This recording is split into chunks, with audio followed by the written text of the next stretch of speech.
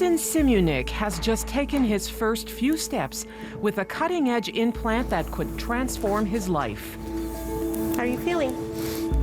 There's a bit of pressure there in my hip a bit. It's new. Getting to this point has been decades in the making. So here's a history of my last 3 legs. We've been following Simunik's story for over a year.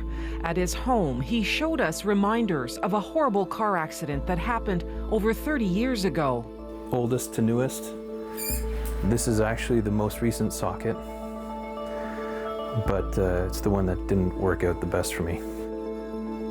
Simunik was only 14 when he lost his leg.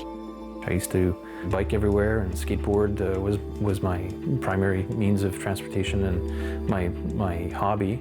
I was devastated when I learned that this was going to happen, and I wouldn't be able to do all these things again. Simunik recovered, but he never got used to living with a conventional prosthetic. I mean, quite frankly, I can't walk more than 500 or 600 meters without it causing irritation and pain. We live in a beautiful neighborhood, and he hasn't been able to experience it the way that the girls and I have been able to. A frustrated Simunik searched for alternatives and discovered something called Osseointegration, a surgical procedure where a titanium rod-like implant is inserted directly into the patient's bone, then connected to the prosthetic limb. Medical records.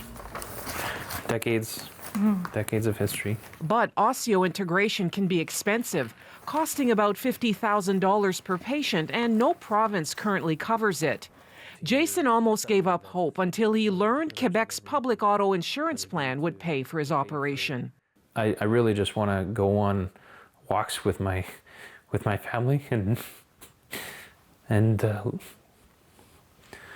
live as normal a life as I can.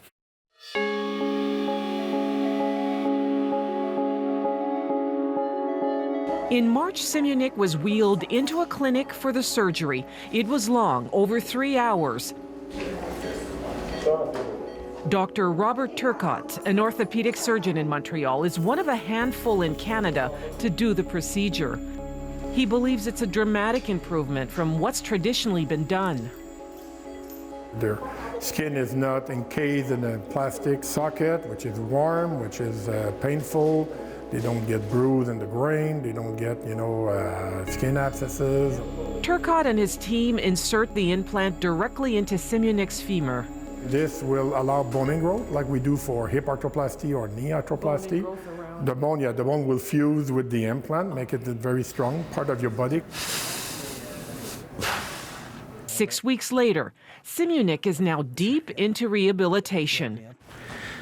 It's a slow process. His muscles have been weakened by years of wearing ill-fitting prosthetics. The doctor overseeing his rehabilitation says while he's progressing well, osseointegration isn't for everyone. Patients who are diabetic or who are amputated because of a problem with blood circulation are not candidates for this technology. So it's patients who've had traumatic amputation, so from a trauma or cancers. Those are the ones that are candidates for this surgery.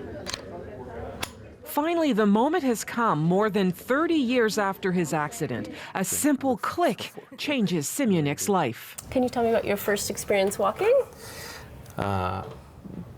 It was a totally new sensation. It's liberating in a sense to not have the socket. I felt that I have to relearn everything. With the implant fused to his bone, Simunik can now sense surfaces like grass, sidewalks, and floors beneath his leg. It's called osseoperception. For many years now, you haven't felt all those sensations come up. Yeah. And now with this new procedure, the big advantage is to feel through the bone. Yeah. Le pas. During his time here, Simunik has been inspired by a fellow amputee who's also recovering from osseointegration surgery. The two men have bonded over their mutual physical challenges. High five. It's really encouraging because I know that where he's at right now, I'm only probably a week out from. But his biggest motivators are his daughters and his wife, Sarah. This is what they've known for their whole lives, is me, right? It's being less than able So now I'm going to be far more able to do all sorts of things with them. Like that long overdue walk, free of pain for the first time in decades. Cass Rusi, CBC News, Montreal. We do it all again tomorrow.